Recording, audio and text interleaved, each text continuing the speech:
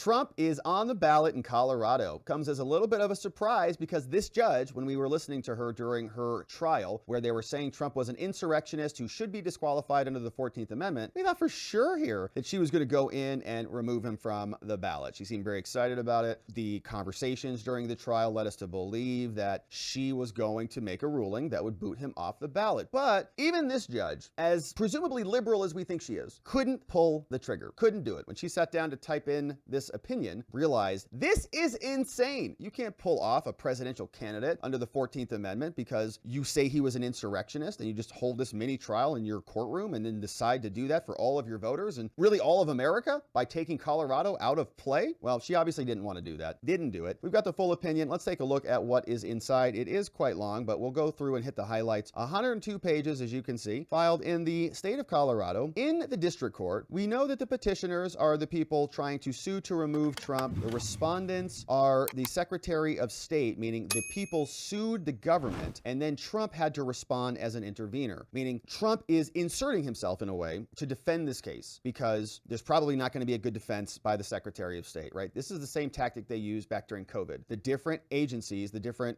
retired alliances of America and so on, they sued the Secretaries of State. They said, COVID requires you to change things. And there was really nobody there to defend it or to change the rules back or to really make the claim. And so Trump is having to do it once again, as is the Colorado State Central Committee. But they came in. We spent some time here going through the trial, listening to the arguments. And so we don't really need to spend a lot of time on this, right? This is the procedural background. How did we get here? We already know they filed a lawsuit, had a bunch of back and forth. Trump tried to, dismiss this. And long story short, we ended up, this is a very long procedural history. We proceeded to a 5-day trial, and then we came to a conclusion, right? We all were there. We covered the trial. Now, at the hearing, in their proposed findings of fact, they said that there were objections to admitting the January 6th report into evidence. And so she's going to give us some analysis on this. Should we admit the January 6th report into evidence for me, the judge, to consider? Doing a bunch of analysis on this, talking about two Republicans who are fake Republicans. Cheney and Kinzinger were both duly elected Republicans. And so she says, well, they're real, they're close enough. And so that this stuff, essentially, she's saying this looks like it's pretty clear. It was unanimous, which is why there was not a minority report, she says, right? So she's justifying the J6 report and she's explaining all of this. She says, considering the following, the court holds, oh man, what a terrible ruling. So she says, now the left is going to go through this and they're going to say, well, Trump is going to be on the ballot, but there was still a judicial finding of insurrection. And I think she's probably, they're kind of right about that. They're just going to say, according to this judge, that there was a legal finding of insurrection, and they're going to take that around. And there's legal precedent. Colorado said insurrection, a court of law, insurrection, right? They're going to take that talking point and amplify it because that's all they do. But here, they're going to say, despite this ruling, the court wishes to emphasize what portions, that only considered those portions, which are referenced in this order, but she finds that it is reliable and trustworthy. Okay, so another talking point for the left. They'll say, boom, January 6th report's amazing. Liz Cheney and Adam Kinzinger were bona fide Republicans, and there's nothing to question about their report. There was no minority report because it was unanimous, of course, because Liz Cheney and Kinzinger just jumped on whatever Liz Cheney said and made careers out of it. And they also now give us some hearing testimony. They say, Officer Hodges testified. They say that he was credible. The court gave great weight to his testimony in finding that there was an insurrection and that the mob was there on Trump's behalf. Okay, if that one witness did a great job for them. Daniel Hodges, the same guy we've seen here many times, the lefty Avenger, Capitol Hill Police 4 that you saw testifying. Eric Swalwell testified, and she said the court gave weight to Congressman's testimony because he said there was an insurrection. Winston Pingen testified. Peter Simi testified, and he's been doing this stuff for 27 years. And Professor William Banks testified, and counterterrorism, and Professor testified, and Hillary testified, and this guy did too. And Kash Patel also testified on behalf of Trump, so now we're on the Trump side. So we go from Mr. Timothy Heaphy, who testifies for them, the court gave weight, to Mr. Heaphy to admit January 6th report findings. So then we go to the defense. They say Kash Patel testified. He testified that Trump authorized 10 to 20,000 National Guard forces, but the court finds, oh, you're kidding. The court finds that Mr. Patel was not a credible witness. His testimony regarding Trump authorizing 10 to 20,000 guardsmen is not only illogical, because Trump only had authority over 2,000, but completely devoid of any evidence in the record. Well, it was his testimony. Hello? He was working there. So further, his testimony regarding the J6 committee refusing to release his deposition and refusing to request to speak at a public hearing was refuted by Mr. Heaphy, who was a far more credible witness. The court did not give any weight to Mr. Patel's testimony, other than as evidence that the J6 committee interviewed many Trump supporters as part of the investigation. Katrina Pearson testified. Now, the court has no reason to disbelieve this testimony, and they find that she was credible, and they believe her testimony, and they gave weight to this, that says Trump knew that radical political extremists were going to be there in D.C., right? So she's just now obliterating all of Trump's witnesses one by one. So Katrina testified, and they said, well, that means Trump knew that they were going to bring in wackos, by their language. Ms. Kramer's testimony was that Ms. Pearson worked to keep the wackos from speaking in the ellipse. So you guys knew that there were going to be crazy people here. Thomas Van Flein testified on behalf of Chief of Staff for Congressman Paul Gosar. The court found his testimony credible but largely irrelevant. Tom also testified on behalf of Trump from the Colorado Republican Party. Ken Buck testified. The court found Ken Buck, the Colorado Republican congressman, to be a credible witness, and they gave weight to his testimony that congressional reports are inherently political. So she says McCarthy actively prevented the J6 committee from being bipartisan. This is wild. And Kevin McCarthy proposed nominees to Nancy Pelosi, and she rejected them. So then he said, we're not putting anybody on. So then she picked Kinzinger and Cheney. It was not a consensual committee at all. So she's blaming Kevin for that. Wild. So Professor Robert De La Hunty also testified on Trump, and here they say that he offered opinions that were helpful to the court in assessing the historical context of the 14th. So we have some findings of fact here. They say intervener Trump served as the president, got all that. Oh gosh, here we go. Trump has a history with political extremists. And this guy wrote 2 books on American swastikas. And he says Trump says that his supporters listen to him. So he's going to go through all through Simi's testimony, blah, blah, blah. Insurrection.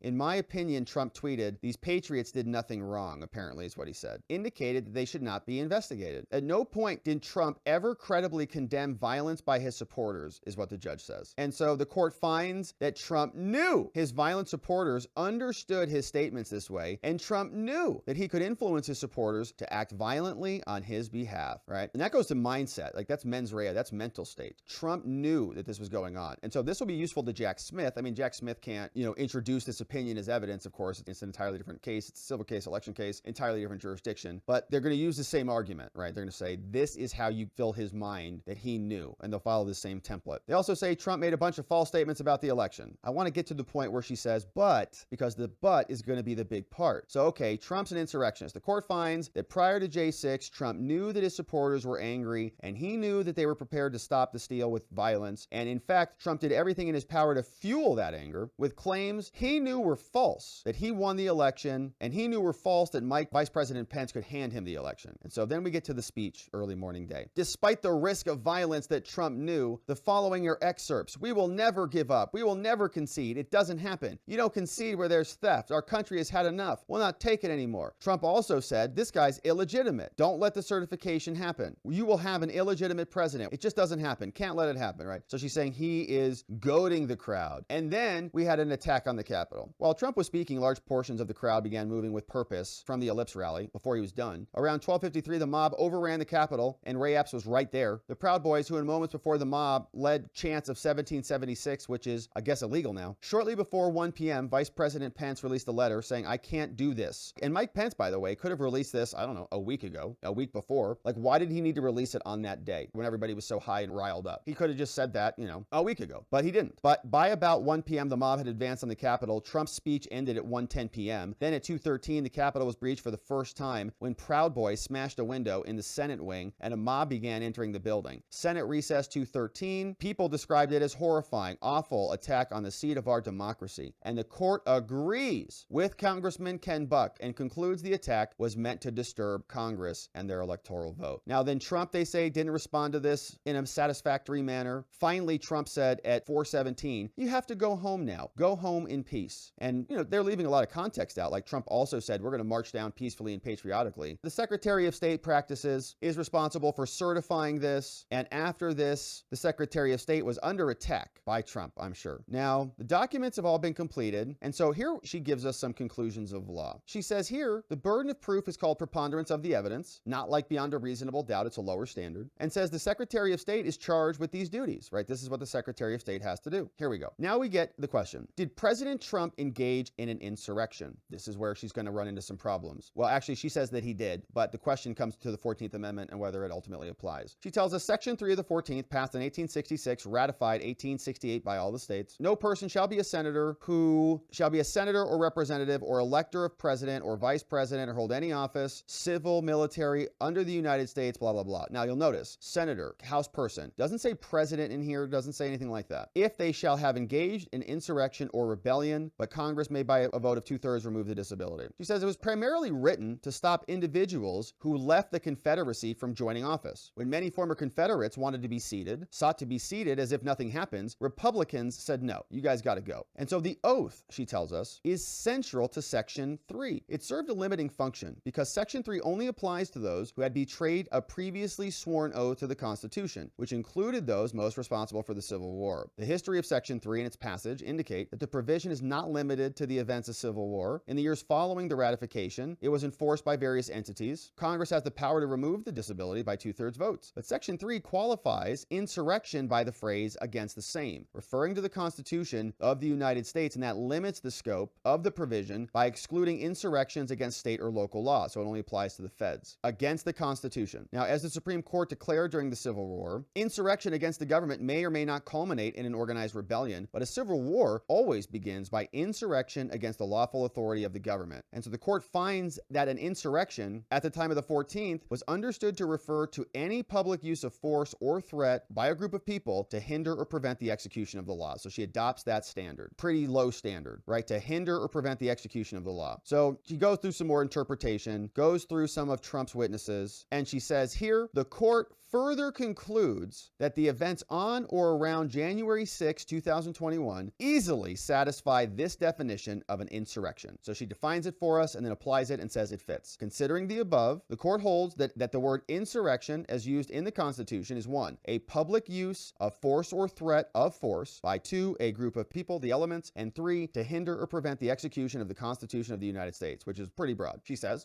Trump did that. Thousands of individuals descended upon the Capitol, many armed with weapons, body armor. The mob was coordinated and demonstrated a unity of purpose. The mob's purpose was to prevent the execution of the Constitution so that Trump remained the president, which I totally disagree with, right? The purpose of even a protest was just to challenge the votes, and even Ted Cruz was making the proposal before this was all going astray. Specifically, the mob sought to obstruct the counting of the votes and thereby prevent the peaceful transfer of power, which is not true, right? We've had many instances in this country where we've had votes, like multiple votes, and had different, epochs in time where we go through this process. Like, you don't have to do it right then and right there. So here's the definition of engage. He's going to tell us what the word engage means and says, the court has reviewed the cases here. The court is not convinced that these cases are inapplicable. The reason incitement falls out of the First Amendment protections is because of its quality of speech as action. And so consequently, the court sees nothing inconsistent between a requirement that a person be affirmatively, actively involved in the insurrection to qualify as having engaged therein, and finding that incitement qualifies as engagement. So Trump's speech is engagement. It's not protected because it's incitement. So it's outside the First Amendment. So what about engage? Does it include inaction? So Trump didn't do certain things, right? Liz Cheney said he should have gotten off his butt and done something. The court holds that all 3 of these failures are directly relevant to whether he has specific intent required under Section 3. Now, she's going to tell us about the First Amendment, saying that the First Amendment protects Trump. She's going to say, no, it doesn't. The court starts with Brandenburg, which is the incitement test. Does Brandenburg apply? The first court considers the contention that Brandenburg don't even apply here. Petitioners argue that their requested relief is not based on speech, but on conduct. They argue Trump's conduct, while containing elements of speech, was still conduct, and tells us, in the court's view, we reconcile the First and the 14th Amendment to the extent that there is any conflict. We apply the Brandenburg standard to questions of incitement as, quote, engagement. Even in the context of elected officials and loyalty oaths, that the engagement ensures disloyal sentiments, opinions, or sympathies do not result in disqualification from office. It ensures that elected officials are afforded the appropriate breathing space to discuss public policy. Therefore, to the extent that the removal people seek Trump's disqualification on the basis that he engaged in insurrection through incitement, it must be proven that his speech was intended to produce imminent lawless action and that it was likely to do so. And it's a lot of analysis on that. She says, consequently, the court finds that petitioners have established that Trump engaged in an insurrection, as we already knew, and that it was done through incitement, through his words, and that the First Amendment does not apply and it does not protect Trump's speech. But now, subsection C. We're on page 95 of this. For Section 3 of the 14th Amendment to apply to Trump, this court must find both that the presidency is an office under the United States and that Trump took an oath as an officer of the United States to support the Constitution of the United States. Tough thing to do. Professor Maglioka provided historical evidence that the presidency was understood as an office, civil or military, under the United States, such that disqualified individuals could not assume the presidency. The most compelling testimony to that effect was the exchange between Senators Morrill and Johnson during the congressional debate over Section 3, where one senator explained to the other that the presidency was covered by office, civil, military under the United States. Maglioka also testified it would be preposterous that Section 3 would not cover Jefferson Davis, the president of the Confederacy, if he wanted to run for president. Now, the court holds that there is scant direct evidence regarding whether the presidency is one of the positions subject to disqualification. The disqualified offices enumerated that we read previously are presented in descending order, starting with the highest levels of federal government and descending downwards. It goes from senator to representative, then electors of president and vice president, and ends with the catch-all phrase, any office, civil, military, under or states under the United States. It's missing presidency, the biggest one. To lump the presidency into this last category of any other civil or military office is odd indeed. It doesn't fit. And it's very troubling to the court because, as the interveners point out, Section 3 explicitly lists all federal elected positions except the president and the vice president. So the judge is like, ugh. Under the traditional rules of statutory construction, when a list includes specific positions but then fails to include others, the court assumes the exclusion was intentional. And finally, as Trump points out, an earlier version of the amendment read, no person shall be qualified or shall hold the office of the president or vice president, senator or representative in the National Congress. Unpublished draft, which means they deleted the president. This fact certainly suggests that the drafters intended to omit the office of the presidency from the offices that are to be disqualified under the 14th. And so the court holds that it is unpersuaded that the drafters intended to include the highest office in the country in the catch-all phrase, office under the United States.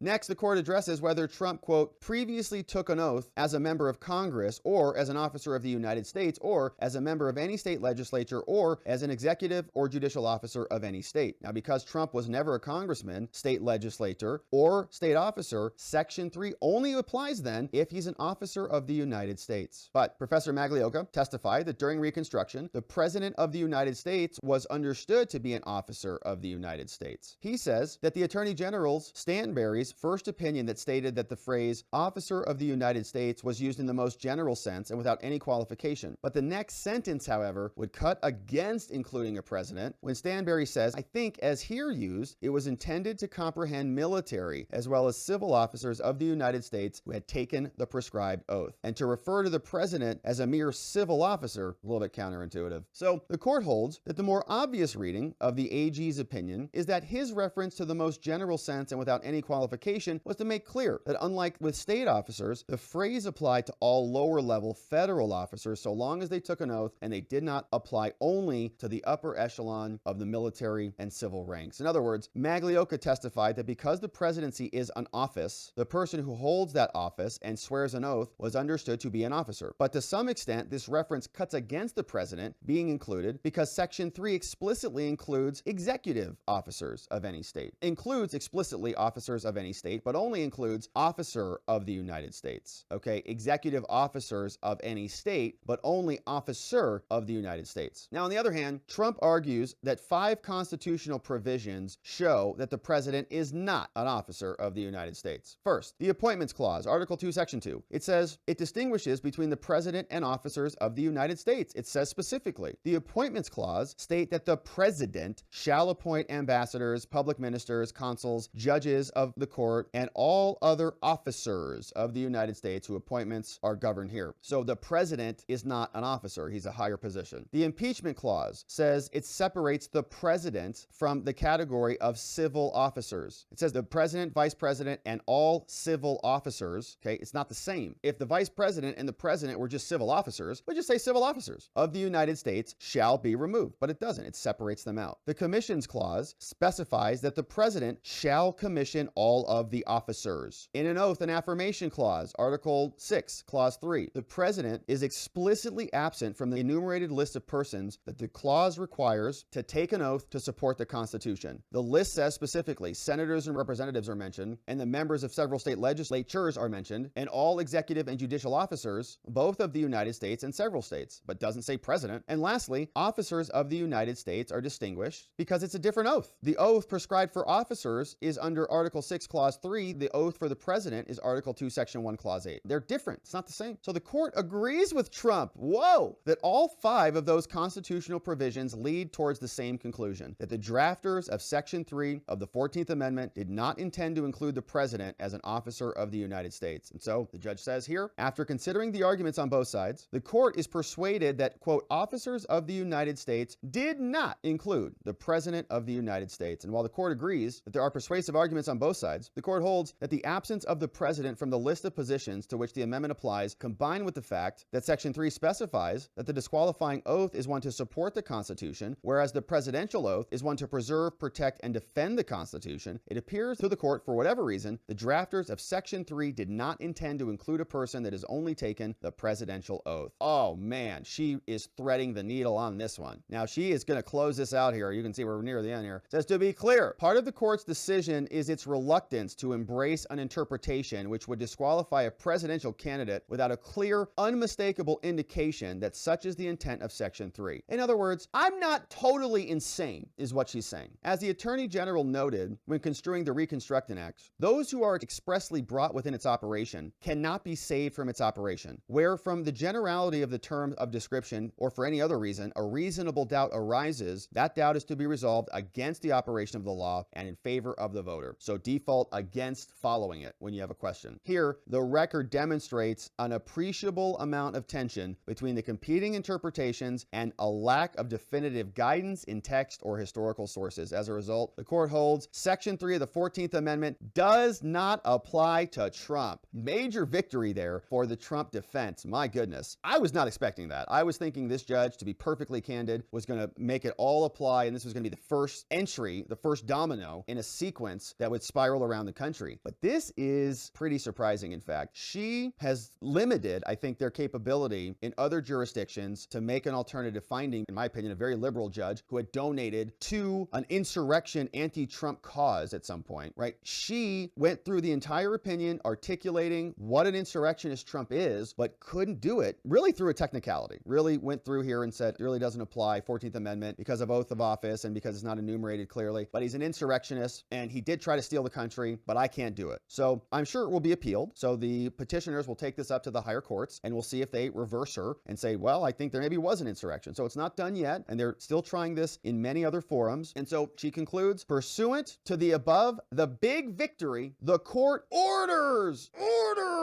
the Secretary of State to place Donald Trump on the presidential primary ballot when it certifies the ballot on January 5th, 2024. Yeah! All right, so signed by Sarah B. Wallace, man. Big victory to the Trump defense there, and the right call, obviously, right? And the right legal conclusion. Now, she's going to give a lot of lawyers a nice template to follow to make a similar case in different states, in different courtrooms, different jurisdictions, to try to get Trump removed ultimately. But this is a big victory. I was really expecting this to go the other way, based on the forum, based on the judge, based on even just the mechanics of the trial that we were watching and observing. But they failed here, and this is a big setback for them. They're going to keep trying, of course, but it's curious what Jack Smith will do with this, if he'll take some of these arguments and incorporate them into his trial. He can't use his opinion, but it's very similar evidence and very similar arguments that he can make to Judge Chutkan, and Judge Chutkan can say, another judge found insurrection, another judge found legal intent, specific intent, and so on and so forth. And then maybe she'll say, because this is about criminal charges, okay, this is not about an election removal, that it's more applicable to Trump's mental state, his mens rea, about being an insurrectionist. And then if Trump is convicted of one of those obstruction charges, they can take that back in as a de facto conviction for obstruction and then use that in further claims. Now, again, the big thing that is the speed bump for them is the 14th Amendment and that interpretation. So they're going to need a court of appeals or the Supreme Court or somebody else to have a different interpretation before this will be successful on this model. So big victory for Trump. Pretty amazing that it turned out this way. I was not expecting that. I don't think many people were, but very good news. And we'll see what their attacks look like elsewhere. Of course, we'll be continuing to cover the Trump trials, the ballot removals efforts, and a lot more here. So thank you for subscribing and following along as we continue to cover, and we'll look forward to seeing you on the next one.